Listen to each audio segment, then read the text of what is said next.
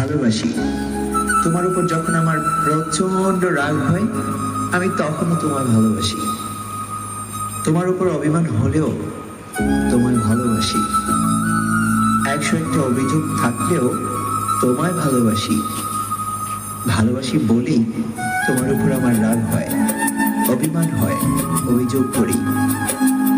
তোমার প্রতি আমার রাগ, অভিমান, অভিযোগ প্রমাণ করে আমি তোমায় কতটা ভালোবাসি। তুমি কি বুঝতে পারো? আমি চাই আমার রাগ হলে তুমি সামলে নাও, অভিমান হলে বিনয়ী হও, অভিযোগ করলে আরো বেশি ভালোবাসো।